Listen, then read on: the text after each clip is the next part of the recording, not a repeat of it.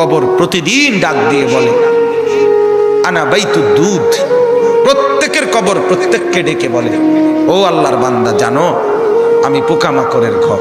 তুমি তো সেই বান্দা যে একটা মশা কানের পাশ দিয়ে উড়ে গেলে তোমার ঘুম বন্ধ হয়ে যায়, চোখ মিলে যায়। একটা মশার গুনগুন আওয়াজ সহ্য করতে পারো না। একবার কয়েল, একবার অ্যারোসোল, একবার মশারি, এরপরেও তুমি চাও যে একটা মশাও যেন আমার কানের কাছে গুনগুন না করে।